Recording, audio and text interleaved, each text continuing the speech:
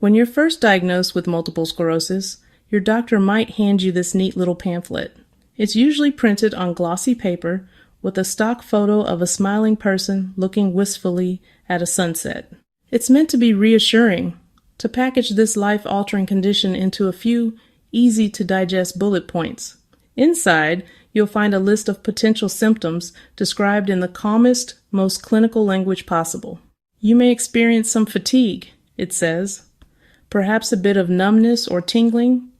There's a possibility of cognitive fog. It all sounds so manageable, so mild, like you might just need an extra cup of coffee or a good night's sleep to sort it all out. But what that pamphlet doesn't explain is the sheer weirdness of it all. It doesn't mention why your leg, which has successfully navigated stairs for decades, suddenly forgets the basic concept of up. It won't tell you why your brain sometimes feels like a web browser with 12 tabs open, all frozen, and none of them loading. And it definitely doesn't prepare you for the profound, bone-deep exhaustion you can feel from the monumental effort of just sitting down. Or why sometimes you'll walk confidently into a room only for your brain to abruptly go.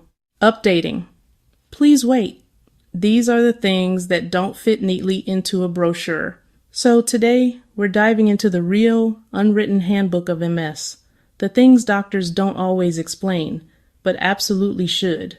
To be fair, neurologists are amazing, but the typical MS explanation appointment sometimes goes like this. You have MS. Here are some medications. Try not to stress. Sir, my immune system is currently attacking my brain like it owes it money. We might need a little more explanation than that. A pamphlet is not a personality manual for my nervous system. When your doctor first says the word fatigue, you might nod along, thinking you understand. We've all been tired, right? But the fatigue that comes with multiple sclerosis is a completely different beast. It's not just sleepiness. It's a profound, all-encompassing exhaustion that settles deep into your bones and brain. It's like your body battery is permanently stuck at 3%, with no charger in sight. And somehow 12 background apps are still running. Apps named Thinking, Breathing, and Just Standing Up. Each one drains what little power you have. Normal Tired says, I could really use a nap. MS Tired says, I need a nap after opening the refrigerator. And that simple act might just be the boss battle for the day. You know it's MS fatigue when you wake up more tired than when you went to sleep, and your body's first thought is, okay, let's not make any sudden movements today. Or maybe any movements at all. So, how do you cope?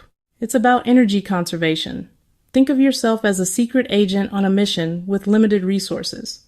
You learn to plan your day around strategic rests. You might sit on a stool to cook dinner, or use a mobility aid, not because you can't walk, but to save energy for what truly matters. This is the most important part. MS fatigue is neurological exhaustion, not a character flaw. It is not laziness. Your body is in permanent do not disturb mode, running on that 3% battery. If any of this resonates, please know you are so very far from being alone in this.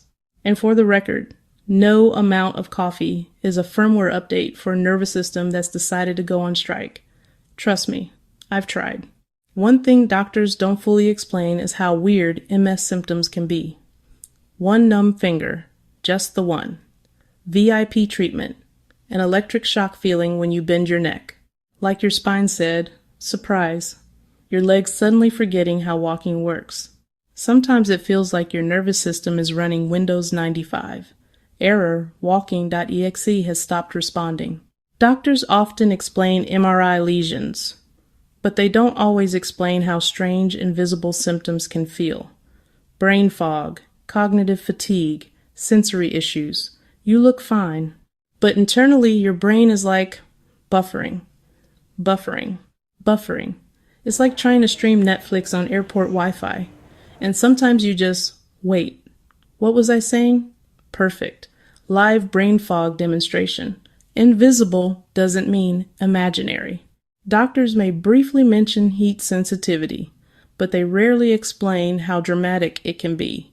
MS and heat have the same relationship as cats and water. You walk outside on a hot day, and suddenly your legs say, "Yeah, we're not doing that today." Neury becomes a puddle with opinions. Cooling tools, shade, and pacing aren't extra, they're survival. Team AC forever. MS symptoms don't follow a neat schedule. You can have a great morning, a terrible afternoon, and then a completely normal evening. It's like your nervous system spins a wheel every morning, and occasionally, surprise, everything works today. We celebrate those like national holidays. Ride the good windows, forgive the bad ones. Consistency comes from flexibility and snacks. Always snacks. If this helps you feel seen, hit subscribe and tap the like button. It pushes MS stories to more people. We do honest MS talk with humor, plus practical tips you can actually use. And Neury gets less melty when you do. All right, back to it. Doctors do explain something important. Treatments for MS have improved dramatically. Better medications, earlier treatment, slower disease progression. Living with MS today is very different than it was 20 years ago. But living with MS still means learning things doctors can't always fit into a pamphlet. Your day-to-day is its own textbook. Which brings us to the Real Handbook. And the writer might surprise you. If you're newly diagnosed, or even years into your journey, and you're having that sinking realization of, wait, nobody told me about this stuff. The brain fog, the electric zaps, the sudden fatigue that feels like a power outage. Please know, you are not alone. That feeling is practically a rite of passage in the MS community. Everyone with MS eventually has that moment where something completely bizarre happens to your body and you just think, well, that's new. It's a constant process of discovery, and frankly, it can be isolating if you think you're the only one. But here's the secret. The official medical pamphlets are just the prologue. The Real MS Handbook is written by the people living with it every single day. It's a living, breathing document built from shared wisdom. Every comment, every forum post, every late-night text, every single tip and story becomes a chapter in this collective guide.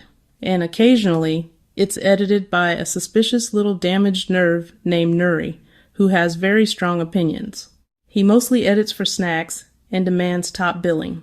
Together, we'll keep covering the stuff the pamphlet misses: the crushing fatigue, the war against heat, the truly random weirdness, and most importantly, how to adapt and build a life that works for you, not against your MS. Your experience matters more than you know. Your voice teaches someone else that they aren't broken or imagining things. Your weird symptom is someone else's validation. So let's add a chapter right now.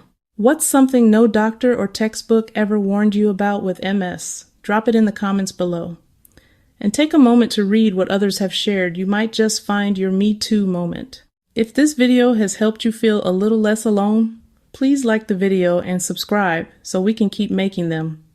It helps the channel grow, and honestly, it keeps Neury from staging a protest. He threatens to melt during the next heatwave episode if our numbers dip.